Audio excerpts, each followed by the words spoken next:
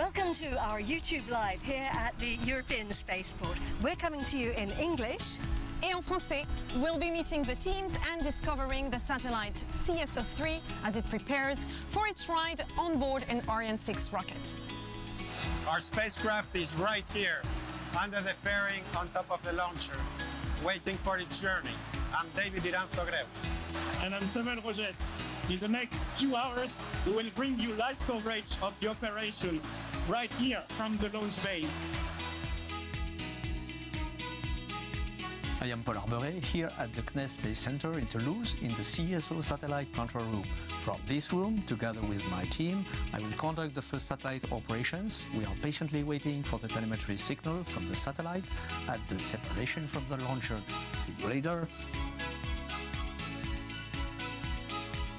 We're coming to you live here at the Jupiter Mission Control Center. I'm Katie Haswell. I'm Eleanor Valency, et bienvenue. Welcome to flight VA263 and CSO-3's journey on the road to space.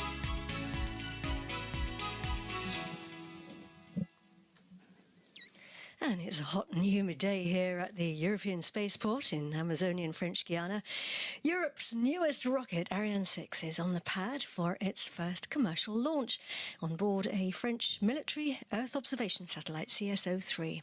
We've had a couple of delays. That's perfectly normal. Safety always comes first here at the base, and a launch can only go ahead when all the systems are green, and that's the case today. Right now we go for launch. This is Mission Control, 16 kilometres or so from that pad. We're in our commentary boxes overlooking the operational teams here, and you can see the boards there that everyone's looking at. I'm Katie Haswell, and joining me is David Iranzo. I'm delighted, David, to have you with us. Thank you. Great to be here. David is a rocket expert, so we're very lucky to have you. And in the French commentary box next to us, we have got the French team, Eleanor Valency and Samuel Rogers. Now, if you are watching on YouTube, you can pop a question in the chat box. We'll do our best to answer it. We've got several people asking, David, if there will be live cameras on board. Yes, there will be 4 cameras on the rocket, so we are hoping to get some great shots of the launch. Great. So let's find out now how things are progressing for the launch, and who better to tell us than the new CEO of Arianespace, David Cavaioles. David, a huge welcome. Congratulations on the new job. Hi, Katie. Hi, Katie. Good afternoon, and thank you very much. Indeed, this is really a great honor for me to lead a company such as Arianespace, and I can tell you that today here in Kourou, everybody is very impatient, very motivated by what is going to happen. Indeed, it's an important launch. We've had a couple of delays. Yeah, so as you know, last year we performed the maiden flight of Ariane 6, and it was a great success. And today is the first commercial flight operated by Arianespace. So of course, this is a very important day for us. This is the beginning of a new chapter. But this is also the beginning of a new chapter for the whole European space sector. So you're right, we had to reschedule a little bit the flight because our teams had to perform some additional operations on the ground. Now it's fixed, and I would like to sincerely thank them for their involvement and for their efficiency. Indeed, everyone works very hard for launches. And how are the operations going for today, David? So the last steps went very well, especially this morning we had a key milestone because we rolled back the mobile gantry that is protecting the rocket. So now Ariane 6 is standing on its pad, ready for liftoff. All the indicators are green, and now we are a little bit less than 25 minutes away from the launch. And tell us a little bit more about our mission today. Yeah, absolutely. So today on board, Ariane 6 is carrying a satellite called CSO-3. This is a military observation satellite. Our clients today are the French Defense Procurement and Technology Agency, as well as the French Space Agency. They are working on behalf of the French armies, and I would like to sincerely thank them for their trust. You know, at Arianespace, our job is to contribute to guaranteeing an autonomous access to space for European countries and institutions. And this is exactly what we are going to do today. Fantastic. Thank you very much indeed, David Cavaioles. Good luck to you and the teams. Thank you. Thank you. So, a reminder, if you Are watching us on YouTube, remember to click the bell to subscribe and follow our launches. And a quick reminder that if you have a question for our experts, you can type it in the chat box and we shall do our very best to answer some of those during the show. So we are go for launch. Everything is green. Ariane 6 and CSO scheduled to lift off in just under 23 minutes. You can see the countdown there on the top left-hand side of your screen. David, what's going to happen after that? So yes, Ariane 6 will lift off towards the north, powered by its main cryogenic engine and its two solid propellant boosters. There will be separated 2 minutes into the flight, followed by fairing separation. After that, the main stage will fire up to 7 minutes and 40 seconds, and once it's finished its job, it will be separated.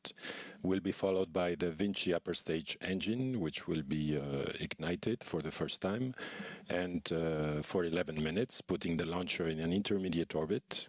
After that, we will have a long coasting phase and an additional boost of just around 30 seconds. And after that, once we are positioned in the right orbit, we will be able to separate CSO3 in the right orbit. After that, the upper stage will enter a new coasting phase before a third boost, which will slow it down, and this will be followed by stage passivation, and leading to a re-entry of the stage above the Indian Ocean. This additional deorbitation boost avoids leaving any debris in orbit, which of course is very important. Absolutely. Absolutely, very, very important indeed.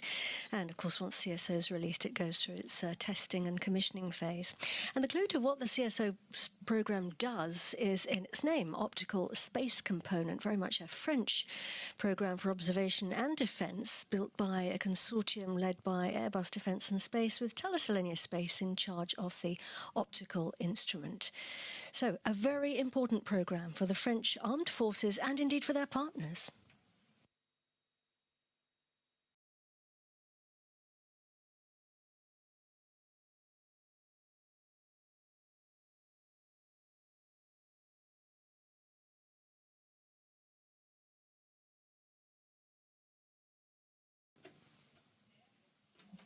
"20 minutes and 30 seconds to launch." A beautiful image there of our rocket on the pad.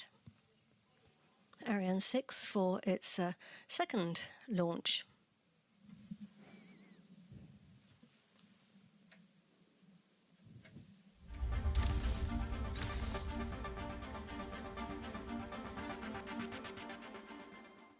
Aujourd'hui indispensable à la planification et à la conduite des opérations militaires, les capacités spatiales sont pour la France une priorité nationale. Alors que les menaces se diversifient et s'intensifient, elles assurent aux armées une bonne connaissance de l'environnement stratégique et tactique et contribuent au succès des opérations. La stratégie spatiale de défense et les lois de programmation militaire visent à doter la France des moyens nécessaires pour défendre notre liberté d'accès et d'action dans, vers et depuis l'espace et garantir notre souveraineté. Soutenues par le ministère des Armées, les technologies de pointe nécessaires ont été développées pour permettre à la France de disposer de moyens spatiaux parmi les plus performants au monde. Le lancement du satellite CSO1 en décembre 2018 a marqué le début du cycle de renouvellement des capacités financées par les LPM précédentes et inauguré la nouvelle génération de satellites d'observation militaire. Le lancement de CSO3 clôture ce cycle. Sa mise en orbite permettra d'accroître les capacités d'imagerie militaire.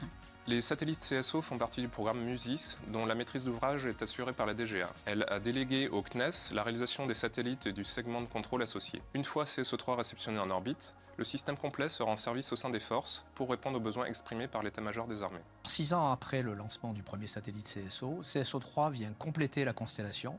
Les performances de ce troisième satellite sont identiques à celles de ses prédécesseurs et sont à la pointe de la technologie et du savoir-faire industriel inégalé en Europe en matière d'observation optique de la Terre. Le CNES et nos industriels partenaires, Airbus et Thales Alenia Space, ont atteint aujourd'hui maturité dans la capacité à développer et opérer de tels systèmes spatiaux, toujours plus complexes, répondant aux besoins de plus en plus exigeants de nos armées. Ainsi, le système va entrer pleinement dans sa phase d'utilisation, prévue pour durer encore au moins 10 ans, avec une participation active du CNES pour en assurer le fonctionnement et la qualité de service. Les satellites CSO sont le fruit d'une coopération qui contribue à l'autonomie stratégique européenne.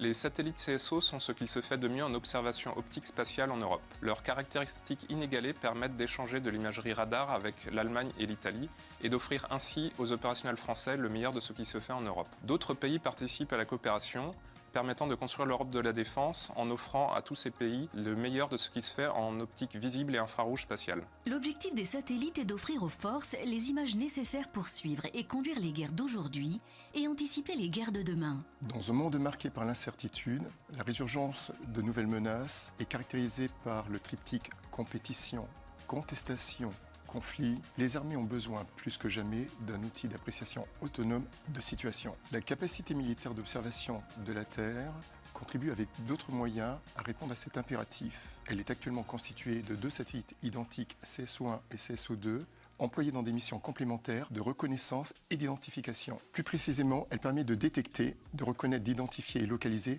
tout objectif d'intérêt de défense, de générer des données à des fins de renseignement, de ciblage et de géographie, de jour comme de nuit, en tout point du monde, dans un rythme compatible avec celui des opérations. Sous la responsabilité du commandement de l'espace, le système CSO participe pleinement à l'appui des opérations militaires en fournissant une imagerie optique visible et infrarouge, fiable, précise et au bon moment. Les images des satellites CSO sont utilisées par de nombreux services de renseignement, principalement la Direction du renseignement militaire. Le système MUSIS est en service depuis 2019 et fournit depuis plusieurs centaines d'images quotidiennement. Nous évoluons dans un monde toujours plus conflictuel où les capacités d'observation de la France sont pleinement sollicitées. Grâce à CSO3, la direction du renseignement militaire pourra acquérir davantage d'images, de jour comme de nuit. Cela améliorera également le délai entre 2 prises de vue sur un même site d'intérêt. Le traitement de ce flux additionnel d'images électro-optiques et infrarouges est facilité par les outils d'intelligence artificielle. Cela va améliorer la quantité et la qualité du renseignement produit, ainsi que son partage. Ce 3e satellite de reconnaissance consolide notre crédibilité auprès de nos partenaires les plus avancés dans ce domaine. C'est notre autonomie d'appréciation de situation au profit des autorités politiques, des décideurs militaires, ainsi que de nos forces déployées qui sera renforcée, de même que notre résilience. La DGA prépare déjà la génération suivante avec le programme IRIS qui prendra la relève à partir des années 2030. Avec ses satellites aux performances et à l'activité accrue, il permettra de poursuivre les missions de CSO conformément à la stratégie spatiale de défense. Tout comme Helios et CSO, le programme IRIS s'inscrit dans une logique de coopération en partageant nos capacités d'imagerie avec nos partenaires européens. Il promeut également une logique d'export de nos satellites au profit de nos alliés. Aux côtés des satellites de télécommunication Syracuse et les satellites de renseignement électromagnétique CERES, les satellites CSO accroissent considérablement la supériorité opérationnelle de nos forces sur les théâtres d'opération. Ils permettent à la France de disposer d'une plus grande autonomie en matière d'appréciation de situation et de décision.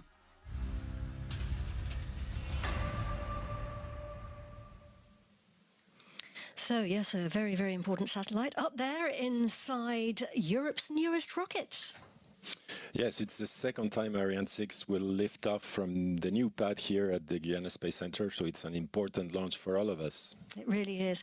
And designing and building a rocket like Ariane 6 is a monumental task. It requires collaboration and expertise, well, from lots of different fields, really. It involves engineers, scientists, technicians, project managers, and lots of other specialists, all working together to make such a complex project a reality. Indeed, from intricate designs to the precise manufacturing of components, every step requires meticulous planning and teamwork. Let's have a listen in now to some of the teams involved.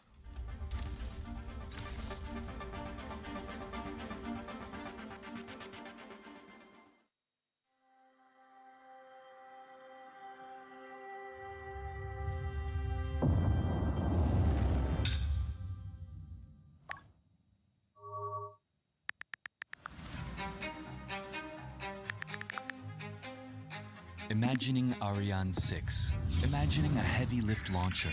That's an immensely complex challenge. Weight, performance, power, payload capacity, etc. Everything has to be optimized with extreme precision to meet extreme conditions.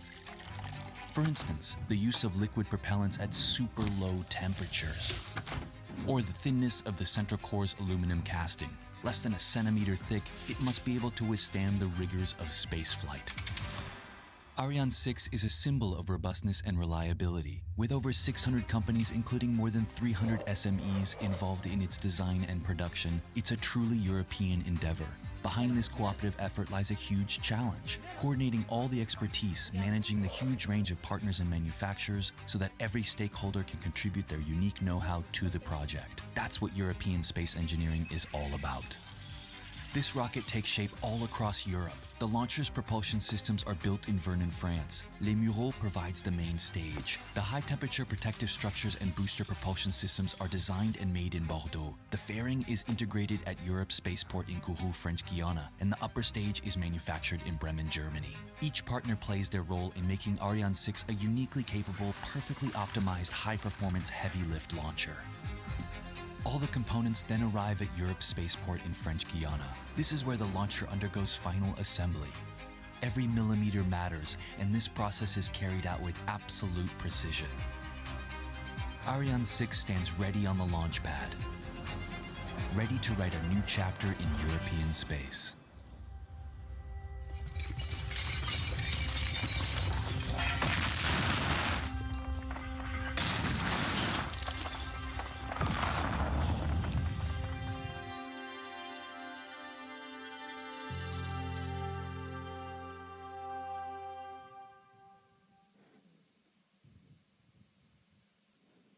And there she is on the pad, 11 minutes and 41 seconds to launch. And the teams here in the fishbowl, what we call the fishbowl inside that glass, some of the teams from Arianespace and Ariane Group who are responsible for our rocket. There they are. We call this group the flight desk, David.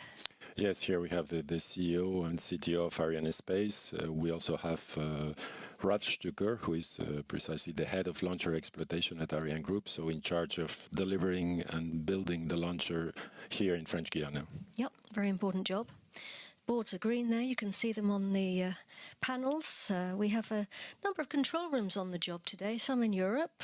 We have two here in the Space Centre. We've got mission control we've been looking at in charge of the mission, and closer to the pad is launch control. What are these folk doing, David? Yes, this is the CDL3. This is the place where the teams are getting the launch pad and the rocket ready for liftoff.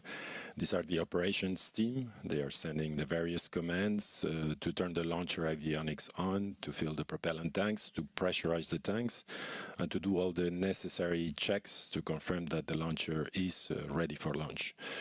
And behind them, behind the glass windows in the back, the engineering teams are monitoring all these operations closely, making sure that all parameters are as expected. They are following all physical parameters, temperatures, pressures, electrical currents, and all these teams are also being supported in Europe by some additional teams who are there to help in case of need.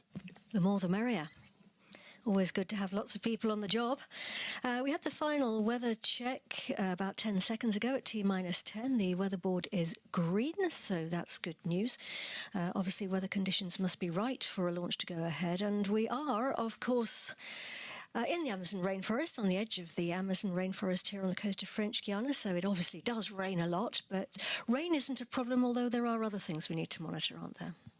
Yes, that's right. We monitor high altitude winds between 10 and 20 kilometers. We need to make sure that wind speed and direction are below a certain limit, not because the launcher could not withstand it, but for safety reasons in case of any launcher malfunction. And we also monitor lightning risk during the ascent to avoid being hit by lightning, of course. Here on the ground, we have the launch mast, the lightning mast that you see in the images here, so we are protected. You can see here the weather center at the base. That's right, and from here we launch the weather balloons that you see here. They are sent up into the atmosphere with sensors to capture atmospheric temperature, pressure, humidity, and from this we are able to predict precisely what the conditions would be for launch. I've had another question coming in from Padesensa.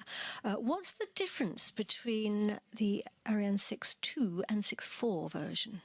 Yeah, so we have two versions of Ariane 6 with either 2 or 4 boosters, depending on the launcher performance that we require for the mission. Today we only need 2, considering the satellite mass and the targeted orbit. Now, teams have been working here at the base preparing the rocket and the satellite now for some weeks. We call that process the launch campaign. Just talk us through some of the events, some of the things they've been doing, David. Yeah, so here you see Canopé, which is the new cargo ship, a hybrid using sails, that has transported the rocket stages from mainland Europe to French Guiana.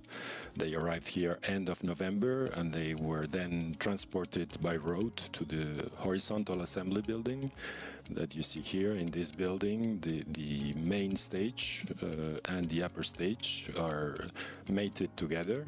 We do the physical, the mechanical connections between the 2 stages, and afterwards the electrical connections. And once this is ready, the whole core stage is transported to the launch pad. There is 800 meters, and we use this automatic vehicle to transport the stage to the launch pad. We are then lifting it up and putting it on the launch table, from which it will take off.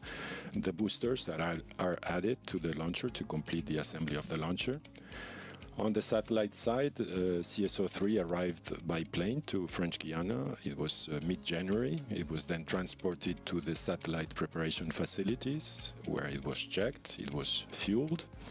And once all of this was ready, it was integrated on the satellite adapter, which is the interface between the satellite and the launcher. And this was then integrated into what we call the LVA, the launch vehicle adapter, on which we bring the 2 fairing halves to encapsulate the satellite inside and get it ready for its transport from this encapsulation building up to the launch pad. And once we get to the launch pad, that was just a few days ago, we put it on top of the launcher, and we do the final integration of the satellite on the launcher and to get it ready for launch. Indeed, so many operations, lots of experts working there, bringing us to this point, 5 minutes and 48 seconds now to launch. But actually, the final countdown started around about 10 hours ago. There were a lot of operations during that time, weren't there? Yes, the countdown started a few hours ago with the mobile gantry rollback very early this morning, 8.5 hours before launch. After that, all the propellant lines were flushed and cooled, and then the fueling of the launcher started around 5.5 hours before launch. And in parallel, we had the electrical checks and arming of the launcher in preparation for the launch. À tous les vidéos, attention pour la séquence finale lanceur. Top à 0-5 minutes. And the Range Operations Manager, Alex Serk, has announced the beginning of what we call the synchronized sequence, or the automated sequence, or automatic sequence. Ariane 6 is now becoming progressively autonomous. And again, a whole range of very vital operations now during this time, David. Yes, all those operations are very precisely timed, combining system checks, pressurization of the cryotanks, activation of different systems and valves. And the control of the operations is gradually being handed over from the ground computers to the onboard computers. These onboard computers will actually send the last commands to ignite the main engine to check that it's working properly, and then it will command the opening of the cryogenic arms and the ignition of the boosters just before liftoff. Those are those yellow arms you can see up there attaching to the rocket. And as we said, we've got a number of different control rooms on the job, and some of those in Europe. This is the team at Evry, Arianespace team in Paris. Yes, this is headquarters in Paris. Lots of people that have worked in the preparation of this launch. Hello, everybody. Looking forward to the launch there. We've also got one of the Ariane Group sites in Ottobrunn in Germany. Yes, this is Ariane Group's European Center of Excellence for the development and production of rocket engine combustion chambers. Ah, go Ariane. Lots of support from there. And let's say hello now. Hello to everybody in Bordeaux, in France, another Ariane Group site. Yes, there are several Ariane Group sites in this region in charge of booster engineering and the preparation of booster parts and high-temperature materials. Fantastic. Everyone showing all their support there. Go Ariane 6. So, 3 minutes and 5 seconds now as we get closer to launch. Some excitement there in the various different centres, but we've got some very high concentration levels back here at the Guayana Space Centre, where we're getting very close now. A couple of things to look out for, David. Now, if you look at the two-thirds up the rocket, you can see what we call the cryogenic arms. We saw them briefly earlier. What are they doing? They're pumping cryogenic fuel into That's right. They're pumping liquid oxygen and hydrogen into the tanks of the upper stage. They're very cold. Liquid hydrogen is minus 253 degrees Celsius. You can see them better here in this image. And oxygen is 180 degrees below zero. And yes, they are very, very cold. Yeah, and you can't see it here, but sometimes you can see a little bit of white smoke coming out. So actually, this is the Vulcan engine we're looking at right now, the engine on the main stage. And we have an ignition sequence, don't we, David, which involves it switching on 7 seconds. That's right. That's right. The engine will be switched off 7 seconds before liftoff. The onboard computer will check that everything is working correctly. And once that is done, it will send the commands to open the cryogenic arms and to ignite the boosters. Once that is done, there is no holding back. Yep, our rocket will take off. Yes, so people here in the Mission Control Center now sort of heading out, because a lot of people like to go onto the balconies to watch the launch with their own eyes. So you can see in here in Mission Control all the VIP seats, all the guest seats are empty. The boards are green. We are getting close now to launch. À tous de DDO, attention pour moins d'une minute.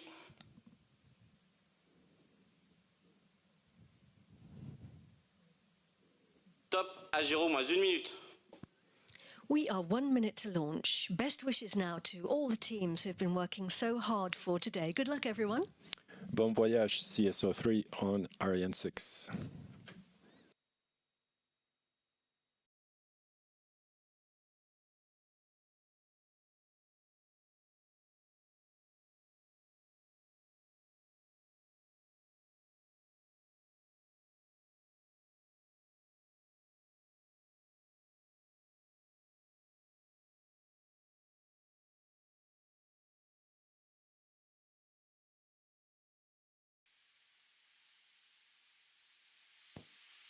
À tous de DDO, attention pour le décompte final.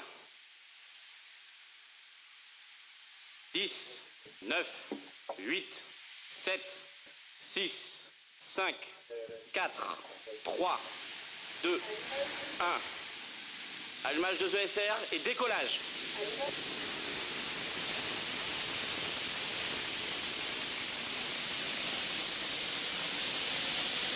La propulsion est nominale. Pilotage calme.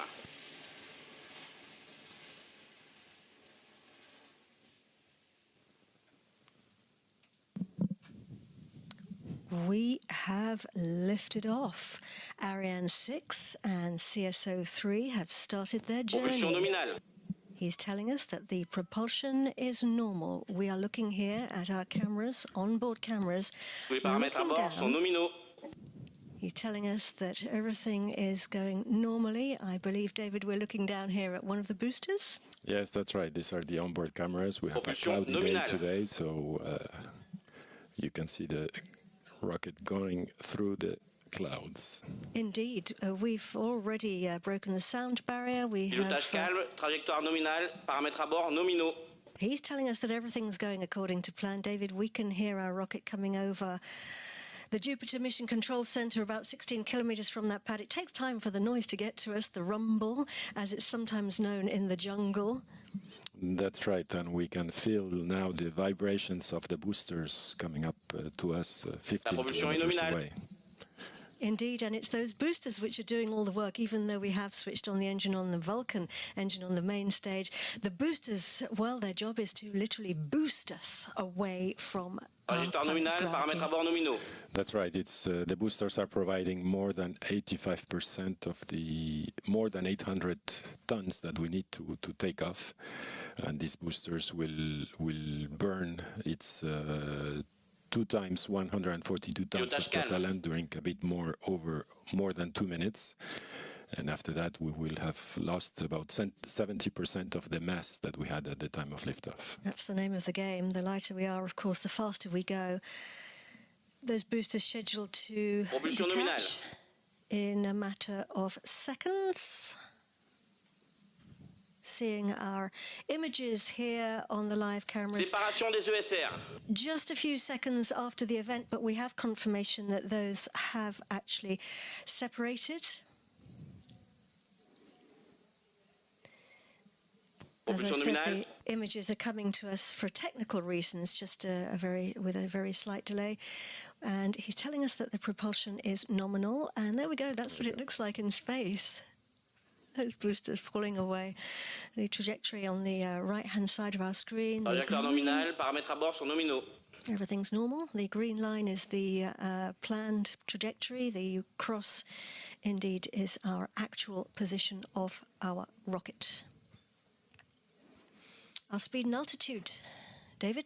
Yes, we're close to 100 kilometers now, and we're 150 kilometers downrange from Kourou, and we have a speed now of 1.7 kilometers per second and increasing. Per second, not per hour, per second. So that's the kind of speeds we're going to be heading up towards. We'll be getting to 8 kilometers per second. Look at the images on the bottom right of your screen. That is the big main stage, the tank of fuel at the very front of sort of pointy section, if you like, is our fairing with our satellite inside. It's got a number of different jobs. It's protecting the satellite, isn't it? Right, it protects the satellite while it's on the ground against dust, humidity, and any kind of pollution. Then it protects the satellite during the launch itself, the liftoff, because there is a lot of acoustic noise. And finally, during the atmosphere part, then it protects it against the air friction and the extreme heat that is generated by this friction. So our satellite nice and comfortable up there in first class inside the fairing, having started its journey. That fairing will remain there for another few seconds. And of course, as we saw earlier, David, you were explaining it's made in 2 halves. That's right, and this is the onboard camera showing the 2 halves of the fairing that will separate. Séparation coiffe. We have confirmation that the fairing has separated, and we'll be seeing those, hopefully, those images on our onboard camera. It actually, as it separates, David, it flexes. It's called the breathing mode. It's very specially designed to do that. Yes, that's right. The breathing mode. Here we go. We have the separation and the breathing mode through the onboard cameras. This breathing mode is this movement of the 2 halves that happens due to the forces of the pyrotechnic separation and then the ejection forces and the flexibility of the structure. Looking back down at our planet now, you can see that thin blue line. La propulsion est nominale. The atmosphere of our Earth. He's telling us that the propulsion's normal, everything's going according to plan. So we're burning the main stage. It's a great big tank of fuel. David, tell us a little bit about it. Yes, so the main stage is a cryogenic stage. It's 32 meters tall and about 5 meter diameter. It weighs 23 tons and burns 154 tons of cryogenic propellant. And it has 2 tanks, a hydrogen tank in the lower part, an oxygen tank in the upper part. And for those who remember, on Ariane 5 we had a common bulkhead, meaning that the 2 tanks were together. On Ariane 6 they are separate. This in order to improve the handling of the pressures in the tanks. Propulsion nominale. And in the lower part of the tanks, we have the Vulcan 2.1, which is an improved version of the Vulcan 2 engine that we had on Ariane 5. We have improved the nozzle manufacturing.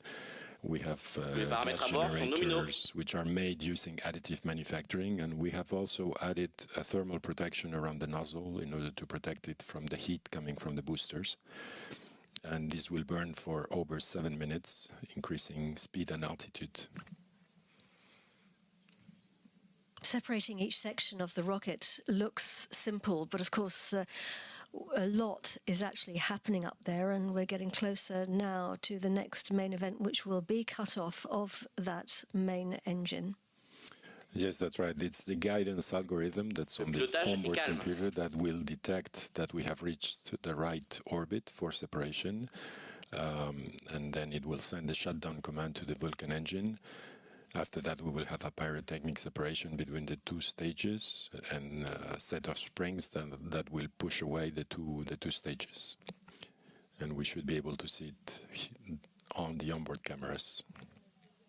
You can see on the bottom right you can see our satellite CSO3 attached to the front of the rocket, at the top of the rocket. Paramètres à bord nominaux. Getting close now to the next event. We call it MECO, main engine cutoff.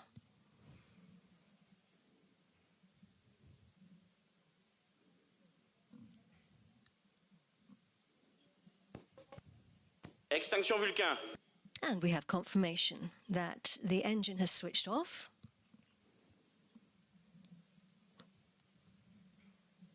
Séparation LLPM. And we have confirmation that the main stage Allumage Vinci. Fin de mission sauvegarde. has separated, and the upper stage has switched its engine on, and that's what it looks like up there in space with our onboard cameras. That great big Propulsion nominale. of propellant. It's burnt its fuel. It's falling back down to Earth. So, David, the upper stage has taken the wheel. It's a little bit like a fancy orbital taxi driver, because its job is to drop off its passengers in space. Today we just have one passenger. And we've got a new engine for the upper stage. It's called the Vinci engine.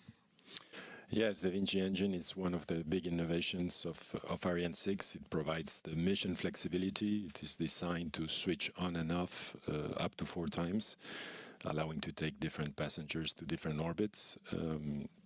It's the first Ariane rocket that has a cryogenic engine with this reignition capability. For the mission today, we will use the engine twice to deliver CSO3 to its orbit. And after that, we will use a third burn of the engine to deorbit the upper stage.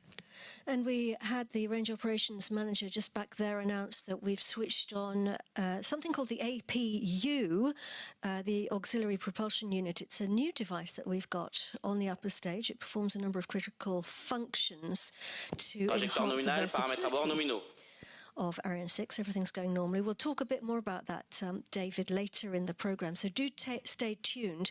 But just before we do, a shout-out for the Franco-German cooperation on the upper stage.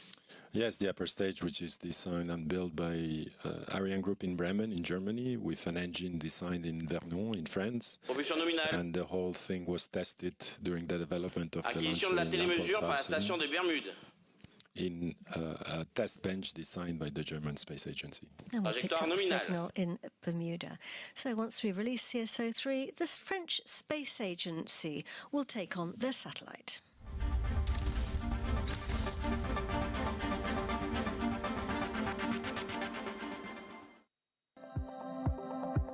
CNES, Agence spatiale française, assure par délégation de la Direction Générale de l'Armement la maîtrise d'ouvrage du projet CSO. Cela va de la conception du système satellite jusqu'à sa mise en orbite et son exploitation opérationnelle pendant toute sa durée. La trajectoire est nominale, Pour cela, tous les paramètres à bord sont nominaux. Des compétences métiers pointues et un savoir-faire reconnu depuis 35 ans. C'est au CNES que sont opérés quotidiennement les satellites afin de programmer les prises de vue commandées par la Direction du renseignement militaire. Le CNES vient de recevoir les listes de programmation à envoyer au satellite CSO. L'équipe mission a préparé les automatismes permettant de transformer les listes reçues en ordre élémentaire pour chacun des satellites. Les ingénieurs mission surveillent le bon déroulement des activités pour intervenir en cas de problème et ainsi maintenir un très haut niveau de disponibilité du système pour les utilisateurs. Les télécommandes sont prêtes.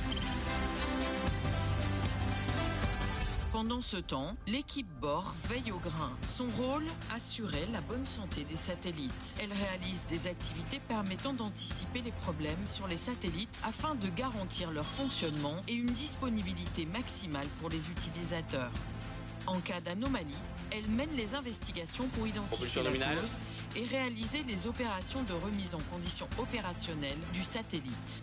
En parallèle, l'équipe dynamique de vol vérifie les résultats de la détermination d'orbite qui calcule la trajectoire réelle du satellite. Si celle-ci s'éloigne trop de l'orbite nominale, alors l'équipe programme une manœuvre de correction d'orbite. La trajectoire réelle est utilisée pour surveiller les rapprochements avec les autres objets spatiaux. En cas de risque de collision, l'équipe programme une manœuvre d'évitement. Cette trajectoire est également utilisée pour piloter les stations au sol et la programmation des prises de vue. L'équipe sol est responsable du bon fonctionnement des moyens matériels et logiciels du centre de contrôle pour l'ensemble des métiers. La propulsion est nominale. La surveillance quotidienne des systèmes informatiques permet d'intervenir au plus vite dès qu'un incident est détecté. La moindre défaillance est traquée et corrigée en un temps record. Elle apporte également son expertise aux autres équipes pour tout besoin d'évolution de leur logiciel. Puis vient le moment nominal, fatidique. les paramètres à bord sont Depuis le nominaux. centre d'opération du réseau CORE, les antennes prennent le relais. C'est le point névralgique à partir duquel elles sont pilotées pour émettre des télécommandes et recevoir les télémesures. La station d'Osagalicius est désormais connectée au satellite CSO en visibilité. Retour au CPCC. Maintenant que le satellite est connecté et positionné sur son orbite mission, le contrôleur supervise le bon déroulement des dernières activités. Tout se déroule comme prévu. Les télécommandes sont envoyées. La direction du renseignement militaire réceptionne les images à usage défense et les exploite pour assurer la sécurité du territoire. Quant aux images techniques, elles descendent vers le centre d'expertise CNES pour être traitées par l'équipe qualité image. Radiométrie, géométrie et résolution des images sont affinées. Les images deviennent optimales. Ces performances seront suivies durant toute la durée de vie des satellites. Grâce à CSO-3, le troisième et dernier satellite CSO et ses nouvelles capacités, la précision atteint de nouveaux sommets. Images plus nettes, délai réduit, capacité décuplée, un atout stratégique inestimable pour la défense. Mission accomplie pour les équipes CSO du CNES. La propulsion est nominale. 14 minutes into the flight, the rocket talks to us as it flies over. It communicates with the tracking stations. They collect the data and they send it here to what we call the CVI, or the Quick Look Telemetry team, who are at the Guayana Space Center. There they are, bottom right-hand side. He's telling us that everything's going normally, the Range Operations Manager. There they are. David, what are they doing? So, yes, they are collecting the real-time data that the launcher is sending. This includes the status of the engine, the trajectory, the flight control. And they compare this live data from the rocket to what has been predicted. So this allows them to continuously analyze the launcher's behavior and to confirm that it is as expected. Now, lots of people working across Europe on the rocket and the satellite. Let's hear from some of the teams.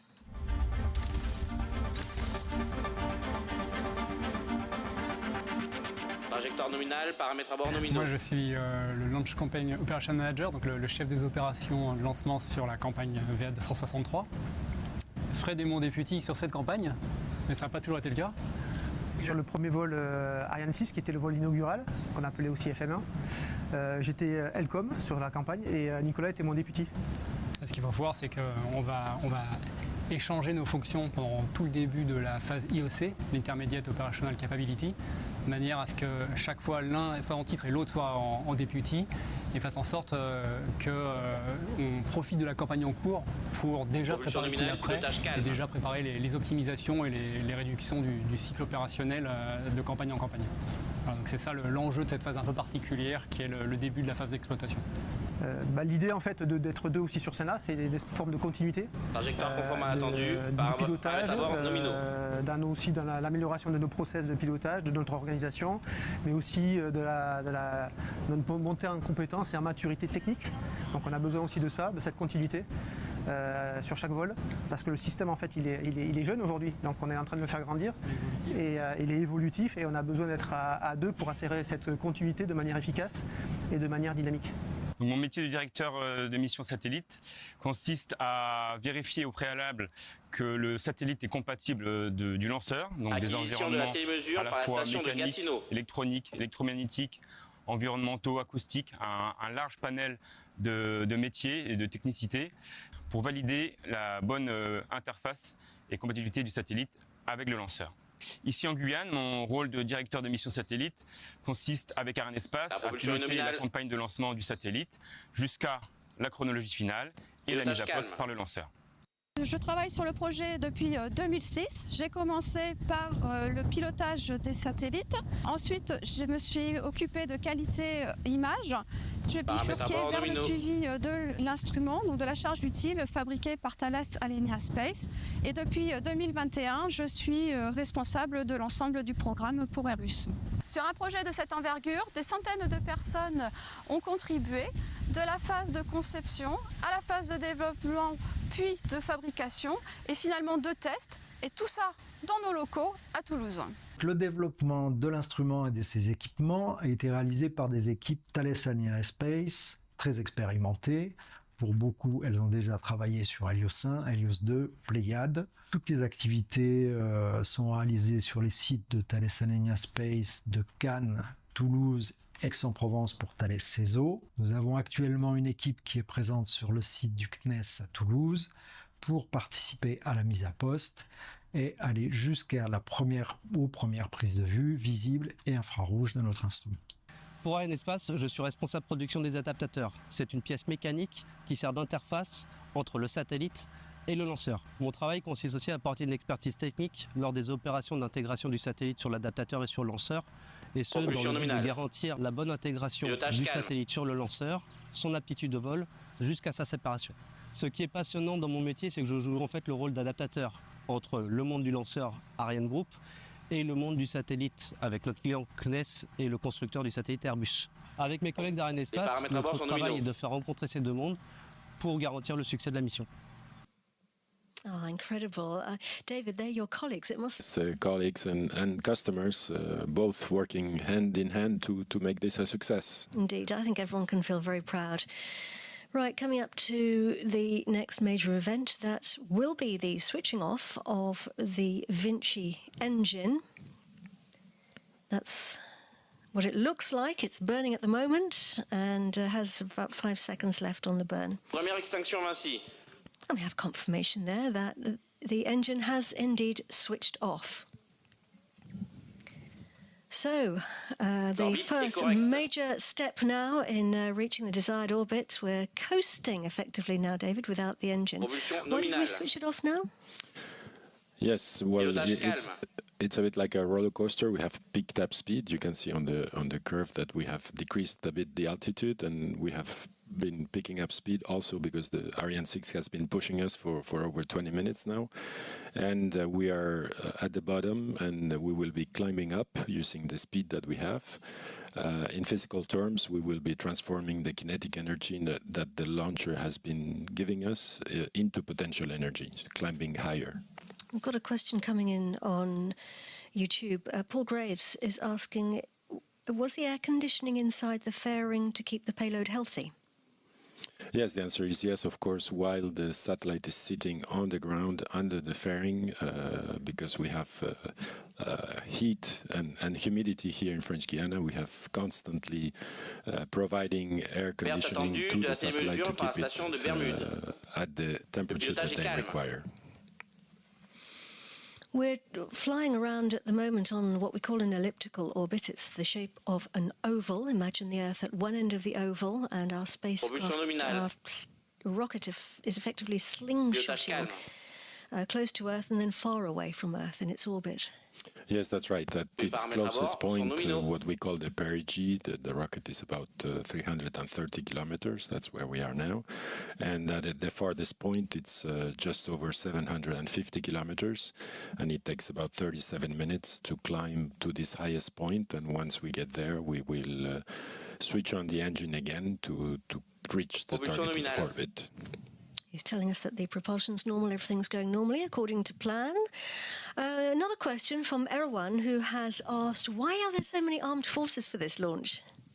Well, in fact, the Guayana Space Center is Europe's spaceport, and as such, it is a strategic facility for Europe. Therefore, the center is constantly protected by the French Foreign Legion and the armed forces. But for today's launch, considering the nature of our passenger, there are additional forces that have been deployed to assure the security of the launch and the satellite. For example, we had some Rafale fighter jets that have been deployed around the launch site. Yep, the Rafale, or Rafale in French, the French fighter jets, which I think Rafale means gust of wind in English. That's right. Yep. So, 22 minutes and 20 seconds. We are at an altitude of 328 kilometers and flying just under 8 kilometers per second. We are coasting without the engine right now. The teams at the French Space Agency, CNES, are eagerly waiting to take control of their satellite. And their mission control room, we saw them earlier, it's in Toulouse in France. Let's go over now to the project manager, Paul Alberet, and the team.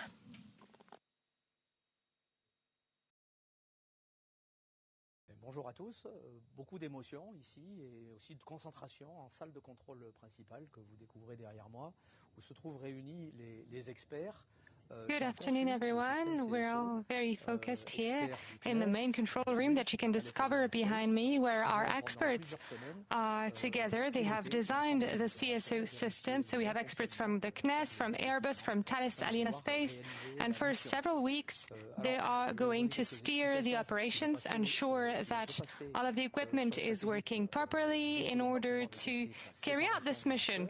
So let me give you a little bit of an explanation as to what will take place for this satellite as soon as we detect that it's been separated from the launcher. It's going to start an automated sequence.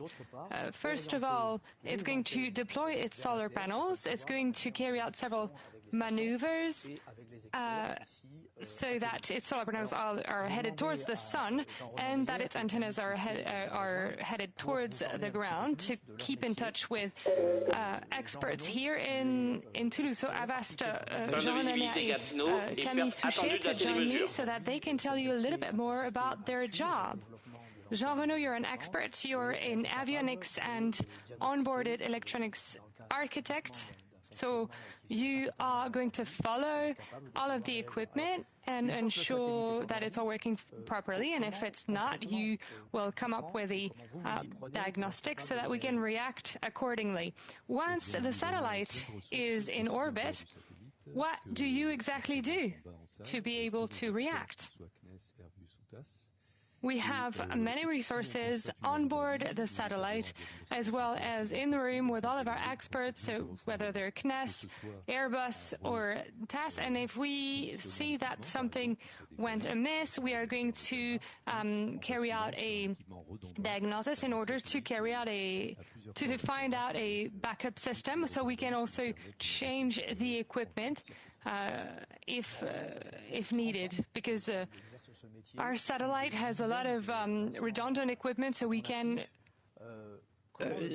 change the settings at any time if needed. So Jean-Renaud, you've been doing this job for over 30 years.